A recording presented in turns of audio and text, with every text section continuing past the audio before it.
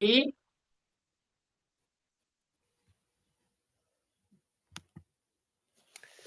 Chapter 13 of Atomic Habits. How to stop procrastinating by using the 2-minute rule. Twyla Tharp is widely regarded as one of the greatest dancers and choreographers of the modern era. In 1992, she was awarded a MacArthur Fellowship, often referred to as the Genius Grant, and she has spent the bulk of her career touring the globe to perform her original works. She also credits much of her success to simple daily habits. I begin each day of my life with a ritual, she writes. I wake up at 5:30 a.m., put on my workout clothes, my leg warmers, my sweatshirt, and my hat. I walk outside my Manhattan home, hail a taxi, and tell the driver to take me to the Pumping Iron Gym at 91st Street and First Avenue, where I work out for 2 hours. The ritual is not the stretching and weight training I put my body through each morning at the gym. The ritual is the cab. The moment I tell the driver where to go, I have completed the ritual. It's a simple act, but doing it the same way each morning habitualizes it, makes it repeatable, easy to do. It reduces the chance that I would skip it or do it differently. It is one more item in my arsenal of routines and one less thing to think about. Hailing a cab each morning may be a tiny action, but it is a splendid example of the third law of behavior change. Researchers estimate that 40 to 50% of our actions on any given day are done out of habit. This is already a substantial percentage, but the true influence of your habits is even greater than these numbers suggest. Habits are automatic choices that influence the conscious decisions that follow. Yes, a habit can be completed in just a few seconds, but it can also shape the actions that you take for minutes or hours afterward. Habits are like the entrance ramp to a highway. They lead you down a path, and before you know it, you're speeding toward the next behavior. It seems to be easier to continue what you're already doing than to start doing something different. You sit through a bad movie for 2 hours. You keep snacking even when you're already full. You check your phone for just a second, and soon you have spent 20 minutes staring at the screen. In this way, the habits you follow without thinking often determine the choices you make when you are thinking. Each evening there is a tiny moment, usually around 5:15 p.m., that shapes the rest of my night. My wife walks in the door from work, and either we change into our workout clothes and head to the gym, or we crash onto the couch, order Indian food, and watch The Office. Similar to Twyla Tharp hailing the cab, the ritual is changing into my workout clothes. If I change clothes, I know the workout will happen. Everything that follows, driving to the gym, deciding which exercises to do, stepping under the bar, is easy once I've taken the first step. Every day there are a handful of moments that deliver an outsized impact. I refer to these little choices as decisive moments. The moment you decide between ordering takeout or cooking dinner. The moment you choose between driving your car or riding your bike or walking to my mom's house. The moment you decide between starting your homework or grabbing the video game controller. These choices are a fork in the road. Decisive moments set the options available to your future self. There's a picture on this page that says decisive moments. That kind of looks like a fork. Actually, it looks like a rake. Where it says good choice, and all the good choices multiply versus a good day and a bad day. The difference between a good day and a bad day is often a few productive and healthy choices made at decisive moments. Each one is like a fork in the road, and these choices stack up throughout the day and can ultimately lead to very different outcomes. Decisive moments set the options available to your future self. For instance, walking into a restaurant is a decisive moment because it determines what you'll be eating for lunch. Technically, you are in control of what you order, but in a larger sense, you can only order an item if it's on the menu. If you walk into a steakhouse, you can get a sirloin or a ribeye, but not sushi. Your options are constrained by what's available. They are shaped by the first choice. We are limited by where our habits lead us. This is why mastering the decisive moments throughout your day is so important. Each day is made up of many moments, but it is really a few habitual choices that determine the path you take. These little choices stack up, each one setting the trajectory for how you spend the next chunk of your time. Habits are the entry point, not the end point. They are the cab, not the gym.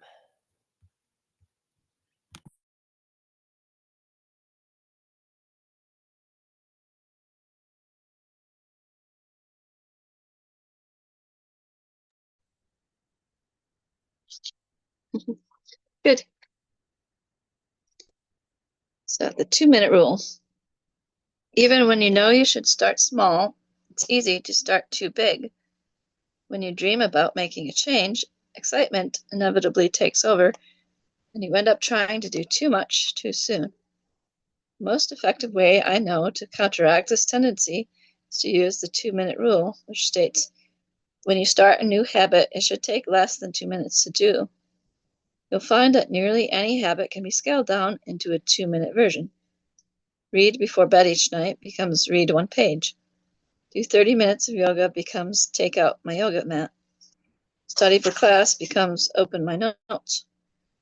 Fold the laundry becomes fold one pair of socks. Run 3 miles becomes tie my running shoes. The idea is to make your habits as easy as possible to start. Anyone can meditate for 1 minute, read one page, or put one item of clothing away.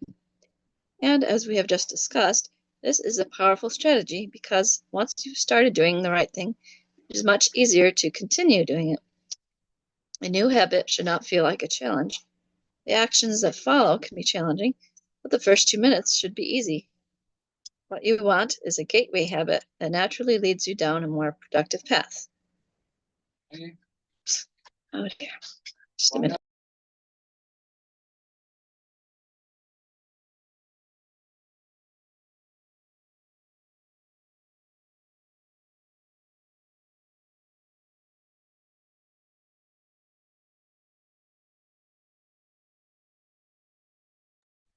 Probably. Sorry. You can usually figure out the gateway habits that will lead to your desired outcome by mapping out your goals on a scale from very easy to very hard. For instance, running a marathon is very hard. Running a 5K is hard. Walking 10,000 steps is moderately difficult. Walking 10 minutes is easy. And putting on your running shoes is very easy. Your goal might be to run a marathon, but your gateway habit is to put on your running shoes. And that's how you follow the 2-minute rule.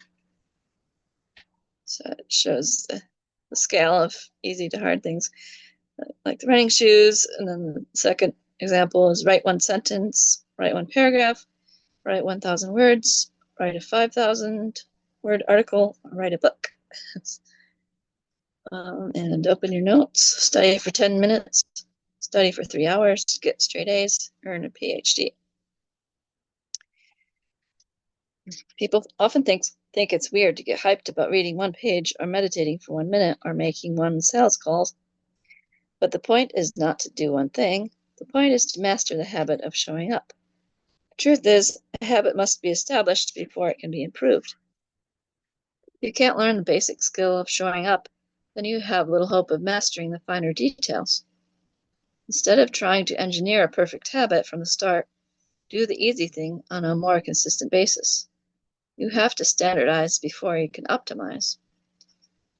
As you master the art of showing up, the first 2 minutes simply become a ritual at the beginning of a larger routine.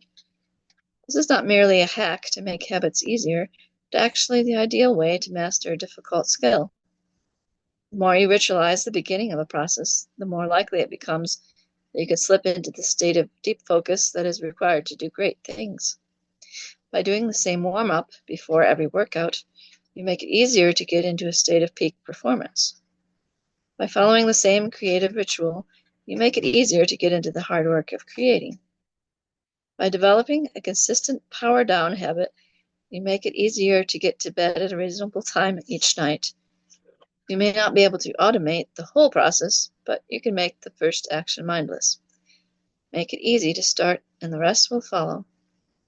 The 2-minute rule can seem like a trick to some people. You know that the real goal is to do more than just 2 minutes, so it may feel like you're trying to fool yourself. Nobody is actually aspiring to read 1 page or do 1 push-up or open their notes. And if you know it's a mental trick, why would you fall for it? If the 2-minute rule feels forced, try this. Do it for 2 minutes and then stop. Go for a run, but you must stop after 2 minutes. Start meditating, but you must stop after 2 minutes. Study Arabic, but you must stop after 2 minutes. It's not a strategy for starting, it's the whole thing. Your habit can only last 120 seconds. One of my readers used this strategy to lose over 100 pounds. In the beginning, he went to the gym each day, but he told himself he wasn't allowed to stay for more than 5 minutes. He would go to the gym, exercise for 5 minutes, and leave as soon as his time was up. After a few weeks, he looked around and thought, well, I'm always coming here anyway. I might as well start staying a little longer. A few years later, the weight was gone. Journaling provides another example. Nearly everyone can benefit from getting their thoughts out of their head and onto paper, but most people give up after a few days or avoid it entirely because journaling feels like a chore. And he has a journal that includes 1 line per day section where you simply write 1 sentence about your day. Yep, that's interesting. The secret is always to stay below the point where it feels like work. Greg McKeown, I don't know, a leadership consultant from the United Kingdom, built a daily journaling habit by specifically writing less than he felt like. He always stopped journaling before it seemed like a hassle. Ernest Hemingway believed in similar advice for any kind of writing. The best way is to always stop when you are going good, he said. Strategies like this work for another reason, too. They reinforce the identity you want to build. If you show up at the gym 5 days in a row, even if it's just for 2 minutes, you are casting votes for your new identity. You're not worried about getting in shape. You're focused on becoming the type of person who doesn't miss workouts. You're taking the smallest action that confirms the type of person you want to be. We rarely think about change in this way because everyone is consumed by the end goal. But 1 push-up is better than not exercising. 1 minute of guitar practice is better than none at all. 1 minute of reading is better than never picking up a book. It's better to do less than you hoped than to do nothing at all. At some point, once you've established the habit and you're showing up each day, you can combine the 2-minute rule with a technique we call habit shaping to scale your habit back up toward your ultimate goal. Start by mastering the first 2 minutes of the smallest version of behavior. Then advance to an intermediate step and repeat the process, focusing on just the first 2 minutes and mastering that stage before moving on to the next level.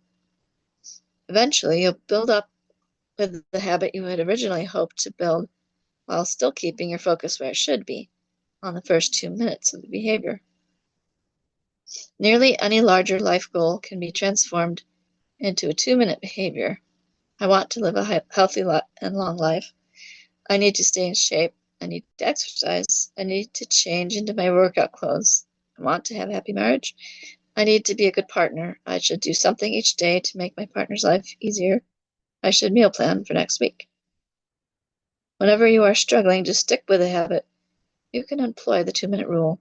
It's a simple way to make your habits easy. There's some more examples in this chart on the left page. but like becoming an early riser, be home by 10 p.m. every night, have all devices turned off by 10 p.m. Phase 3, be in bed by 10 p.m. every night, reading a book, etc. Phase 4, lights off by 10 p.m. every night. Phase 5, wake up at 6 a.m. every day. Oh. And then there's one about becoming a vegan or starting to exercise. I don't want to become a vegan, but um, this is good. And I'll read the chapter summary. Habits can be completed in a few seconds, but continue to impact your behavior for minutes or hours afterward. Many habits occur at decisive moments, choices that are like a fork in the road, and either send you in the direction of a productive day or an unproductive one. 2-minute rule states, when you start a new habit, it should take less than 2 minutes to do. The more you ritualize the beginning of a process, the more likely it becomes that you can slip into the state of deep focus that is required to do great things. Standardize before you optimize. You can't improve a habit that doesn't exist. I like that. Very good. Thank you guys so much for reading. I appreciate that. You're welcome. Especially since I have this little squirmy wormy on top. I like to standardize before you optimize. You can't improve a habit that doesn't exist. It's interesting. I never thought about that before. I mean, I knew about, the 1% rule, or as Dave Blanchard calls the millimeters, but like starting off with making it that easy in just 2 minutes. No. I guess I always feel like I have to make it a little more challenging for myself, but then I often end up getting overwhelmed because I miss too many days or whatever, or just have too many other things going on. I like how I called it gateway habits. So you're doing something really easy, but it gets you into the habit. Yeah. See, I find that true that, yeah, I've done similar things where it's, if I have my program or open, or if I just start, doing something like opening my music program or entering a few notes, for my music, then I'll want to keep going usually. Yes, I think it's important to know that you can stop, or maybe if your mind feels like it's a trick, make sure you actually do stop before you go on too long. And Yeah, that makes Tina it more. knows. Sorry, what? Yeah, it does make it more enjoyable, or like you can fulfill it even Yes. just for a few minutes. So Yes, it feels very good to be able to check something off, or know you've continued your habit, even if it's simple. I know the chapter summary says standardize before you optimize, and obviously since I listened to it earlier, I know it says that. But Melissa, do you know what page it actually said it? Because I highlight a whole bunch of stuff. Did you read it or did I read it? Where is that? 167. The chapter summary where it says standardize. Well, I know the chapter. Well, I know it says it in the chapter summary. Where does it say it in the story? Oh, I don't think it's I thought it used the same words. But yeah, it does say on page 164, the top, you have to standardize before you can optimize. Oh, okay. You're right, Melissa. It does say I do that. have it highlighted, but I need to star it. Good job.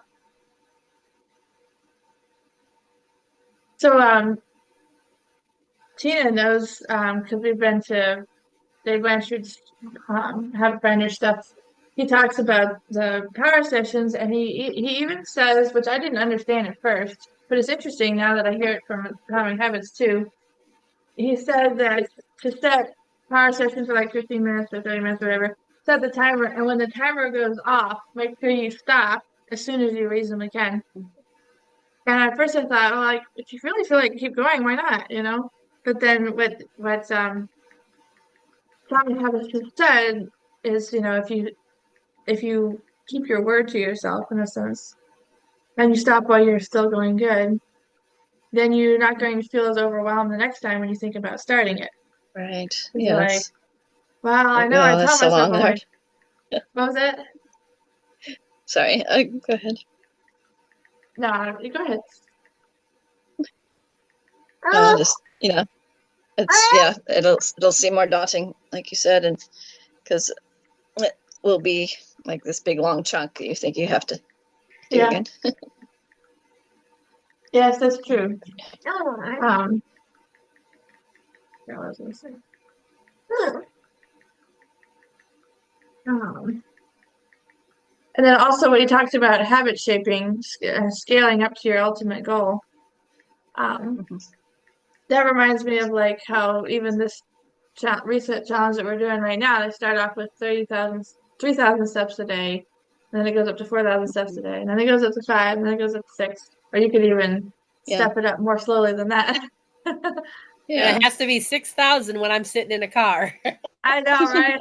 Oh, That's I, how I, I'm so tempted Wednesday morning to take my suitcase and walk to my mom's house to get in the car.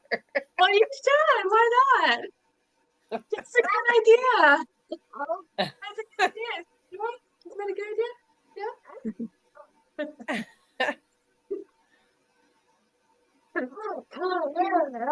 And then, of course, you can do, like we talked about, you can do exercises in the car when you're not driving. To You got 2 minutes remaining, by the way. ah. Okay. When it goes off in this recording, I'll have to stop it. I think we should each think of some habit that we can apply that 2-minute rule to, like a habit that we need to start, want to start. Um, so we can find out a 2-minute way to start it. 2-minute gateway. One thing I can think of is I have a hard time keeping up with the dishes sometimes.